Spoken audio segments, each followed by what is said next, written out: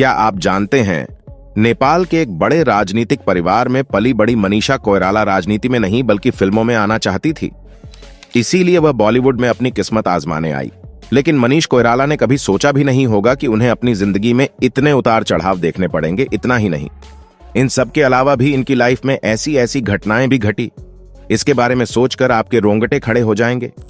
तो चलिए आज के इस वीडियो में जानते हैं कि एक समय बॉलीवुड पर राज कर रही अभिनेत्री अचानक क्यों बॉलीवुड से गायब हो गई।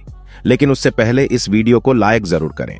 दोस्तों, क्या आपको पता है कि 16 अगस्त 1970 को नेपाल के काठमांडू में जन्मी मनीषा कोइराला के दादा नेपाल के प्रधानमंत्री रह चुके हैं, जिनका नाम विशेष प्रसाद है, और पिता प्रकाश राजनीति में कैबिनेट मंत्री रह चुके हैं। मनीषा की शुरुआती पढ़ाई नेपाल में नहीं बल्कि बनारस के वसंत कन्या महाविद्यालय से हुई है। मनीषा बचपन से ही डॉक्टर बनकर दूसरों की सेवा करने की चाह रखती थी, लेकिन खूबसूरती और अच्छी एक्टिंग स्किल्स होने के चलते उनके लिए फिल्मी दुनिया के द्वार खुल गए। इसके बाद बॉलीवुड इंडस्ट्री में मनीषा की शुरुआती पहचान एक नेपाली बॉलीवुड अभिनेत्री के तौर पर बनी।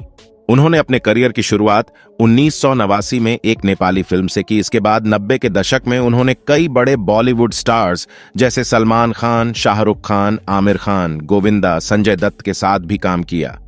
हर किसी की तरह मनीषा का सफर भी फिल्मों में आने से पहले बहुत ही मुश्किलों भरा हुआ था। उन्होंने इस मुकाम पर पहुंचने से पहले अपने जीवन में बहुत सी असफलताएं देखी, जिसका उनकी मेहनत पर कोई असर नहीं पड़ा। मीडिया रिपोर्ट के मुताबिक मनीषा कोइराला एक बार ऑडिशन दे रही थी, लेकिन ऑडिशन के दौरान एक डायरेक्टर ने उन्हें टेरिबल एक्ट्रेस कहकर रिजेक्ट कर दिया था। आपको बता दें कि वह डायरेक्टर और कोई नहीं बल्कि जाने माने मशहूर शख्स वेदु विनोद चोपड़ा थे। उन्होंने मनीषा की एक्टिंग को देखकर उनकी काफी आलोचना की थी और उनकी एक्टिंग को बकवास बताया। लेकिन उस वक्त शायद उन्हें इस बात का अंदाजा नहीं था कि यही एक्ट्रेस आगे चलकर हिंदी सिनेमा पर राज करने वाली है। वेदु की वह बात मनीषा के दिल पर लग गई और वही मनीषा की जिंदगी का टर्निंग पॉइंट था, और उन्होंने ठान लिया कि वह एक दिन मशहूर अभिनेत्री के रूप में खुद को तारासेंगे। मनीषा की फिल्मी करियर की बात की जाए तो आपको बता दें कि मनीषा कोइराला ने अपनी फिल्मी करियर की शुरुआत साल 1991 में सुभाष घई द्वारा निर्देशित फिल्म सौदागर से की थी, और दोस्तों फिल्म में उसे समय 2 लीजेंड कलाकार राजकुमार, दिलीप कुमार एक साथ बड़े पर्दे पर दिखाई दिए थे। यह फिल्म उसे साल की सबसे बड़ी ब्लॉकबस्टर हिट फिल्म साबित हुई थी। पहली फिल्म ने कोइराला को रातों रात हिंदी सिनेमा का सुपरस्टार बना दिया था। उन्होंने उसे दौर में खुद को अभिनय के चलते हिंदी सिनेमा में सर्वश्रेष्ठ अभिनेत्री में शुमार कर लिया था। साल 1996 में पार्थिव घोष निर्देशित फिल्म अग्निसाक्षी और साथ ही में निर्देशक संजय लीला भंसाली की फिल्म खामोशी ने मनीषा को इंडस्ट्री की टॉप लीडिंग हीरोइन बना दिया। दोनों ही फिल्मों में मनीषा के 2 अलग अलग रूप देखने को मिले। पहली फिल्म अग्निसाक्षी में मनीषा अपने एक बीमार पति का ध्यान रखते हुए एक पतिव्रता पत्नी के रूप में दर्शाई गई। वहीं दूसरी फिल्म खामोशी में वह अपने गंगे माँ बाप का ध्यान रखने वाली एक प्यारी सी ऐनी की भूमिका निभाती हुई नजर आई। दोनों ही फिल्मों में उनके अभिनय को देख सभी आलोचक दांतों तले उंगली दबाए रह गए। साल 1997 में मनीषा बॉबी देओल और काजोल के अपोजिट फिल्म गुप्त द हिडन ट्रुथ में नजर आए, जो ब्लॉकबस्टर फिल्म साबित हुई थी। इसी साल वह पहली बार बड़े पर्दे पर शाहरुख खान के साथ फिल्म दिल से में नजर आई। इस फिल्म ने मनीषा कोइराला को आलोचकों से काफी अच्छी प्रतिक्रिया दिलाई। साथ ही उन्हें इस फिल्म के लिए फिल्म फेयर बेस्ट एक्ट्रेस का नामांकन भी मिला। साल 1999 में वह फिल्म मन और अजय देवगन स्टार और फिल्म धागे में नजर आई।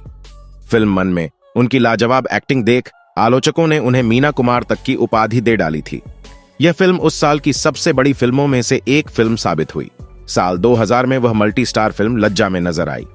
इस फिल्म में उनका अभिनय काबिले तारीफ था। इसके बाद वह 2002 में Ajay Devgan star film company में नजर आए। इस फिल्म के लिए उन्हें तीसरी फिल्म फेयर क्रिटिक्स अवार्ड से भी नवाजा गया। साल 2003 में मनीषा काफी लो बजट फिल्मों में नजर आने लगी। इसी साल वह फिल्म एस्केप फ्रॉम तालिबान में नजर आई। इस फिल्म के लिए उन्हें Bengal film journalist association award से भी सम्मानित किया गया। इसके बाद वह फिल्म मार्केट में एक जवान बाजरो औरत की भूमिका में दिखाई दी। इस फिल्म के लिए उन्हें आलोचकों की ओर बेहद सकारात्मक प्रतिक्रिया मिली। साथ ही फिल्म ने बॉक्स ऑफिस पर अच्छी कमाई भी की। मनीषा अभिनेत्री होने के साथ साथ एक निर्माता भी है। उन्होंने फिल्म मेकिंग का डिप्लोमा न्यूयॉर्क यूनिवर्सिटी से किया है। कोइराला ने अपने बैनर के तहत फिल्म में पैसा वसूल का निर्माण किया, ऐसी फिल्म जो बॉलीवुड में अब तक नहीं बनी थी। इस फिल्म की लीड हीरोइन सुष्मिता सेन थी। इस फिल्म की खासियत यह थी कि फिल्म ना तो लव स्टोरी थी और ना ही इसमें कोई भी हीरो था। साल 2007 में वह फिल्म अनवर में एक सपोर्टिंग एक्ट्रेस के रूप में नजर आई। उन्होंने हिंदी सिनेमा में फिल्म मुंबई एक्सप्रेस से एक जबरदस्त वापसी की। इस फिल्म में उनके अभिनय से दर्शक तो प्रभावित हुए, लेकिन फिल्म की खराब मार्केटिंग की वजह से फिल्म को बॉक्स ऑफिस पर भयंकर बर्बादी झेलनी पड़ी। दोस्तों, इन सब के अलावा अगर मनीषा के निजी जीवन के बारे में बात करें तो इनका निजी जीवन काफी दर्दनाक रहा है। बॉलीवुड को कई बेहतरीन फिल्में देने के बाद एक वक्त ऐसा भी आया जब मनीषा का करियर ढलान पर जाने लगा था। उस वक्त इन सब से उभरने के लिए अभिनेत्री ने शराब और ड्रग्स का सहारा लेना शुरू कर दिया। मनीषा कोइराला ने साल 2010 में सम्राट दहल से शादी की, लेकिन यह शादी ज्यादा दिनों तक नहीं चल पाई और साल 2012 में दोनों का तलाक हो गया। दरअसल मनीषा कोइराला और सम्राट दहल एक दूसरे से फेसबुक पर मिले थे। यहीं से दोनों की लव स्टोरी की शुरुआत हुई थी। सम्राट मनीषा से 7 साल छोटे थे, लेकिन उन्होंने तय कर लिया था कि वह सम्राट दहल से ही शादी करेगी। मनीषा ने अपने अफेयर को काफी समय तक छुपाए रखा और अचानक शादी की खबर से लोगों को हैरान कर दिया था। मनीषा ने साल 2010 में सम्राट से शादी की थी। दोनों की शादी रीति रिवाज के साथ काठमांडू में हुई थी। मनीषा कोइराला सम्राट के रिश्ते में प्यार का परवान जितनी जल्दी चढ़ा उतनी ही जल्दी उतर भी गया था। रिपोर्ट्स के अनुसार शादी के कुछ समय बाद ही दोनों के रिश्ते में मतभेद की खबरें आने लगी। दोनों के बीच मतभेद इतना बढ़ गया कि जल्द ही इन्होंने अलग होने का फैसला कर लिया। मीडिया रिपोर्ट्स के अनुसार उसे वक्त मनीषा कोइराला अपने पति के बर्ताव से काफी परेशान हो गई थी। फिल्मी बीट की रिपोर्ट के अनुसार उस वक्त मनीषा कोइराला ने अपने पति पर कई आरोप लगाए थे। मनीषा ने कहा, उनके पति ही उनका सबसे बड़ा दुश्मन है। वह कभी सोच भी नहीं सकती कि कोई इंसान अपनी पत्नी के लिए इतना बुरा हो सकता है। यही नहीं, मनीषा कोइराला ने अपने ट्विटर अकाउंट पर एक पोस्ट शेयर कर पति से अलग होने की खबर शेयर की थी। हालांकि पोस्ट कुछ देर बाद ही डिलीट कर दिया गया था।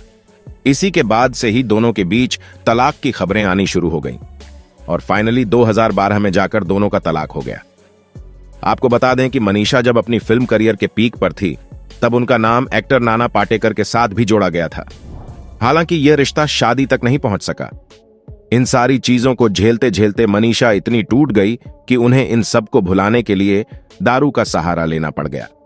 साल 2012 में मनीषा की तबीयत अचानक कुछ ज्यादा खराब हो गई, जिसके बाद वह मुंबई के अस्पताल में इलाज के लिए भर्ती हुई। इलाज के दौरान उन्हें पता चला कि उनके गर्भाशय में कैंसर है। इस खबर के बाद से तो जैसे मनीषा के पैरों तले जमीन खिसक गई। वह कुछ सोच नहीं पा रही थी। उन्हें लग रहा था कि यह कैंसर उनको मार डालेगा। हालांकि इसके बाद मनीषा ने न्यूयॉर्क में अपना इलाज कराया। लगभग 1 साल चली ट्रीटमेंट के बाद जब वह ठीक होकर लौटी तो उन्होंने फैंस को इसकी जानकारी दी। कैंसर से उभरने के बाद मनीषा कोइराला ने अपनी किताब हो कैंसर गिव्स में ए न्यू लाइफ लॉन्च की। किताब के जरिए उन्होंने अपनी आप बीती और संघर्ष की कहानी बताई। इसके बाद साल 2017 में उन्होंने फिल्म डियर माया से बॉलीवुड में वापसी की थी। इसके बाद अब वह जल्द ही संजय लीला भंसाली की फिल्म हीरा मंडी में दिखाई देंगी। तो दोस्तों, आज के लिए बस इतना ही। उम्मीद है आपको वीडियो काफी ज्यादा पसंद आया होगा। अगर मेरी बात सच है तो प्लीज चैनल को सब्सक्राइब कर लें।